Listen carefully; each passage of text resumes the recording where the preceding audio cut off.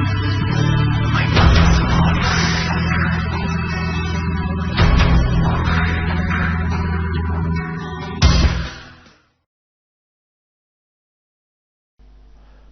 and welcome to the second part of the lesson called I Already Know It.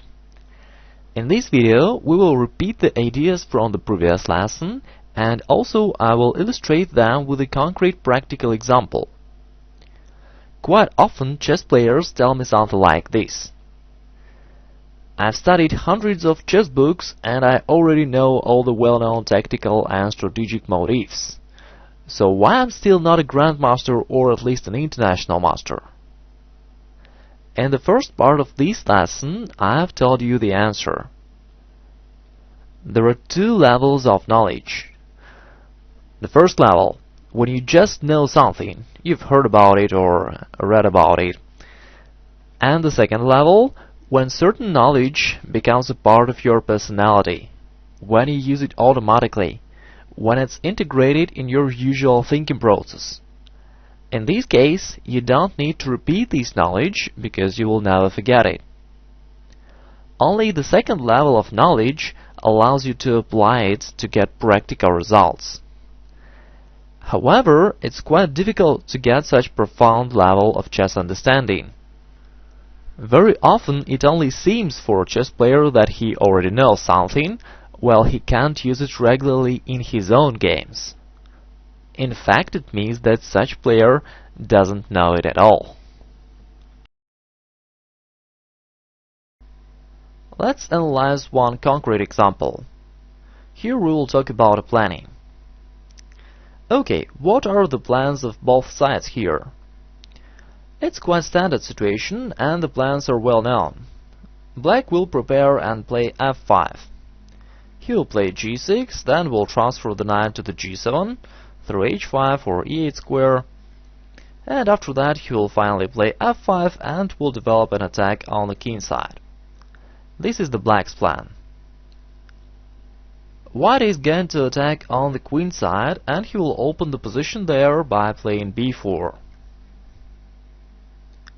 Now let's see what happened in the game. Black played knight h5. It's a logical move which prepares the realization of the black's plan. White answered rook e1. Actually it wasn't necessary for white to play it, and of course it doesn't help white to realize his plan. Nevertheless, he can accept this move. White wants to prevent an eventual move knight f4. And now if black plays it really, white will answer bishop takes f4, e takes and e5, getting an advantage in the center. However, knight f4 wasn't a real threat. As we already know, the knight is rather going to the g7 square. That's why I've said that rook e1 is probably not the best idea for white. Okay, let's go forward. Black played g6, a3. Everything is good here, both players are realizing their plans. Knight g7, bishop h6. Here I have a question to the white player. What was the idea of the move bishop h6? It certainly doesn't realize the white's plan, so it can be okay only if it prevents the black's plan. Let's see what happened then. f5 and rook b1. This move, rook b1, is definitely a mistake. If white decides to play against the black's plan, then white should do it really. Otherwise bishop h6 was a mistake and a wasting of time. The white's moves show that white player wasn't sure what to do and he jumped from one plan to another. So what was the correct idea for white instead of rook b1? As I've mentioned before, white should continue playing against the black's plan. Therefore, white should attack the black's central pawns e5 and f5, so white can play e takes f5, and g takes, and then queen c2, taking the f5 pawn. Now the bishop h6 is really on the right place. It supports the white's attack on the f5 pawn, and here everything is logical. Of course, black can play e4 in this position, but it's not a big problem for white because white has a good positional sacrifice. Knight takes e4, pawn takes and bishop takes e4. Now white has two pawns against a minor piece, and also white is attacking the h-zone pawn. The only move which protects the h-zone pawn is knight f6. After that, white can simply retreat, bishop d3, and white saves a good compensation and a good chances for an attack. For example, on the next move, white can go knight g5, taking the h-zone square. And it's quite difficult for black to prevent this move somehow. This was the right plan for white. However, in the game white played rook b1, and after king h8 he played queen c2. It's not a strange move. Black is going to play f4 anyway, thus queen c2 only helps black to realize his plan. White should finally define what his plan is and start realizing. Therefore, white should play b4 instead of queen c2. And after that, white got a position with mutual chances. Okay, let's see what happened in the game. Black played f4 certainly, and h3. I dislike this move as well. Black is not attacking, so why should white defend? White can play h3 anytime if necessary. That's why it was still better for white to play b4 finally, and to do something to realize his own plan. Now black played rook g8, and the h6 bishop appears in a dangerous position. It has no way to retreat. Now white has to pay for his previous mistakes. I mean the move bishop h6, which white made previously. So white took, rook takes g7. This exchange is certainly in favor of black. After that, black is ready to play g5, g4, and to start a powerful attack. This forces white to switch over to defense. Bishop e2, to get better control over the g4 and h5 squares and to prevent the black's plan. h5, knight h2. White wants to prevent g5 move, because now the h5 pawn is hanging, but white becomes totally passive.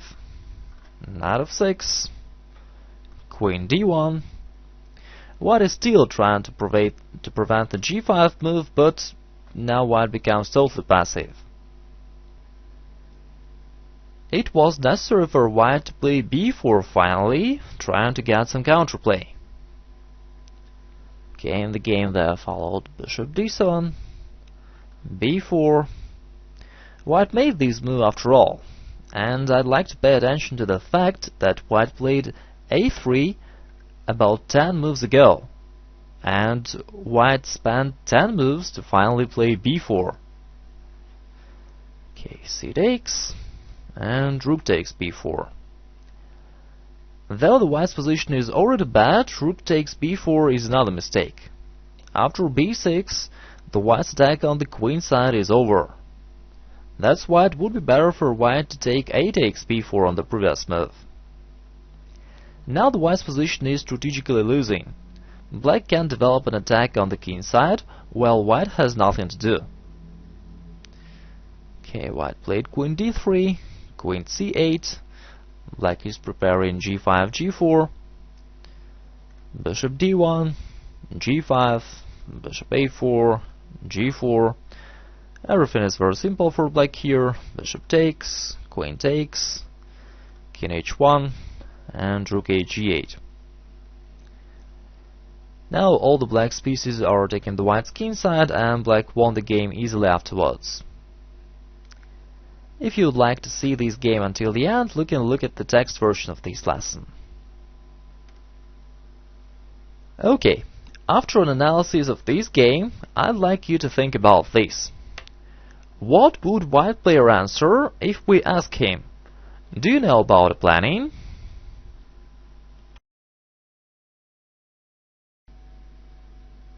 By the way, the white player is an experienced international master with a rating over 2400s. So what would he answer? He would certainly say, "Yes, of course I know about planning." At the same time, our analysis shows that almost all his moves were wrong. Therefore, we must honestly conclude that he doesn't understand a planning concept at all. And it's not because this player is so weak. The majority of players don't have good planning skills because it's a hard topic really. And this lesson is not my intention to criticize this man. I just wanted to show you why many players don't progress. It happens because they don't know about two levels of knowledge. And also it happens because of the phrase, "I know it already." Such player is under this delusion and he doesn't understand what his problems are. Thus he will not be able to solve these problems and to improve himself. Okay, now let's recollect the main conclusions. Here is the first one. Don't assess yourself generally. Orient solely on the facts, your practical results. Then you will really evaluate your skills. Don't think that you already know something until you start using it automatically and start getting results from it regularly. The next one. Remember about two levels of knowledge. You should not only know something, read about it, but make it a part of your usual thinking process. In my courses, I give you the complete training system which will help you to really get the new skills. That's why it's so important to perform all the tasks seriously, even if you think that you already know something. Because we've been talking a lot about the negative influence of the phrase and idea, "I already know it." Okay, these were the general conclusions regarding to your chess development. Also, we can make one specific conclusion about planning. You should use your plan as a guideline. Don't be deflected by some other ideas. If you follow this recommendation, you will play better and it will even be simpler for you. And if you want to know more about planning, you may study my chess course, Your Winning Plan. You can see the link here or in the text version of this lesson. This course will give you all that you need to know about planning. And of course it will give you a great progress because planning skills are probably the most important aspect of a chess game. Thanks for your attention. Talk to you in the next lessons. I wish you all the best and goodbye.